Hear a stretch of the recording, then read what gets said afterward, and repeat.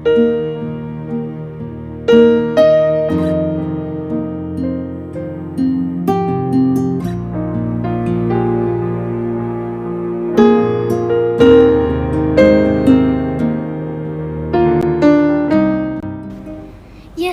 38. Hizkia sakit dan disembuhkan. Pada hari-hari itu, Hizkia jatuh sakit dan hampir mati. Lalu datanglah Nabi Yesaya bin Amos dan berkata kepadanya, "Beginilah firman Tuhan, sampaikanlah pesan terakhir kepada keluargamu, sebab engkau akan mati, tidak akan sembuh lagi." Lalu Hizkia memalingkan mukanya ke arah dinding dan ia berdoa kepada Tuhan. Ia berkata, Tuhan, ingatlah kiranya bahwa aku telah hidup di hadapan-Mu dengan setia dan dengan tulus hati, dan bahwa aku telah melakukan apa yang baik di mata-Mu." Kemudian menangislah Hizkia dengan sangat. Maka berfirmanlah Tuhan kepada Yesaya, "Pergilah dan katakanlah kepada Hizkia, beginilah firman Tuhan, Allah Daud, bapa leluhurmu. Telah kudengar doamu dan telah kulihat air matamu.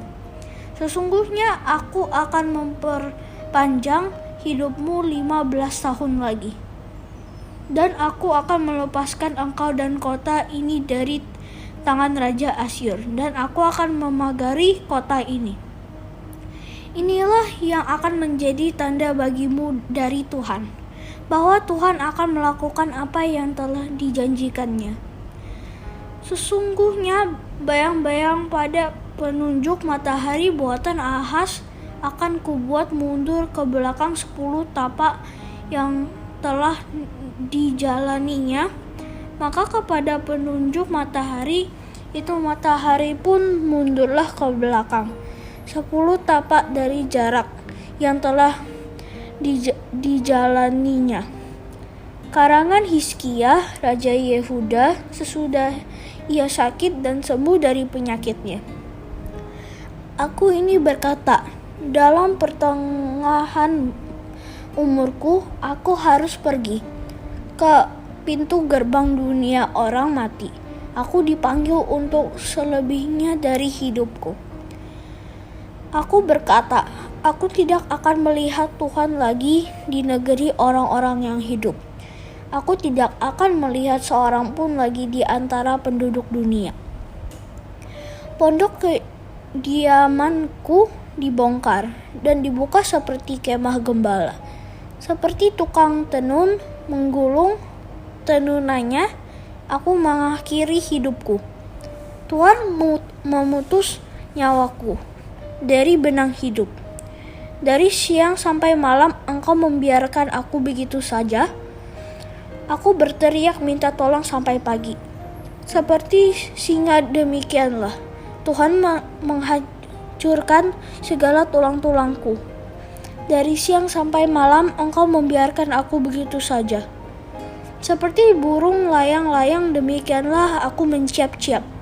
Suaraku redup seperti suara merpati. Mataku habis menengadah ke atas. Ya Tuhan, pemerasan terjadi kepadaku. Jadilah jaminan bagiku. Apakah yang akan kukatakan dan kuucapkan kepada Tuhan? Bukankah Dia yang telah melakukannya? Aku sama sekali tidak dapat tidur karena pahit pedihnya perasaanku. Ya Tuhan, karena inilah hatiku mengharapkan Engkau. Tenanglah rohku, buatlah aku sehat, buatlah aku sembuh. Sesungguhnya penderitaan yang pahit menjadi keselamatan bagiku. Engkau yang mencegah jiwaku dari lubang kebinasaan, sebab Engkau telah melemparkan segala dosaku jauh daripadamu. Sebab dunia orang mati tidak dapat mengucap syukur kepadamu, dan maut tidak dapat memuji Engkau. Orang-orang yang turun ke liang kubur tidak menanti-nanti akan kesetiaanmu.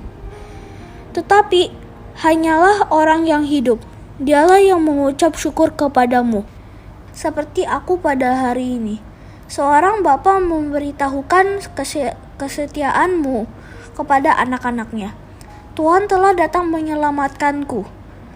Kami hendak main kecapi seumur hidup kami di rumah Tuhan. Kemudian berkatalah Yesaya, baiklah diambil sebuah kue arah dan ditaruh pada bara itu, supaya sembuh. Sebelum itu Hizkia telah berkata, apakah yang akan menjadi tanda bahwa aku akan pergi ke rumah Tuhan? Yesaya 39. Hizkia dan para utusan dari Babel. Pada waktu itu Merdokak bin Baladan, Raja Babel, menyuruh orang membawa surat dan pemberian kepada Hizkia. Sebab telah didengarkan bahwa Hizkia sakit tadinya dan sudah kuat kembali. Hizkia bersukacita atas kedatangan mereka. Lalu diperlihatkannyalah kepada mereka gedung harta bendanya, emas dan perak, rempah-rempah dan minyak yang berharga, segenap gedung persenjataannya, dan segala yang terdapat dalam perbendaharanya. Tidak ada barang yang tidak diperlihatkan Hizkia kepada mereka di istananya dan di seluruh daerah kekuasaannya. Kemudian datanglah Nabi Yesaya kepada Raja Hizkia dan bertanya kepadanya, apakah yang telah dikatakan orang-orang ini? Dan dari manakah mereka datang? Jawab Hizkia, mereka datang dari negeri yang jauh, dari Babel. Lalu tanya lagi, apakah yang telah dilihat mereka di istanamu?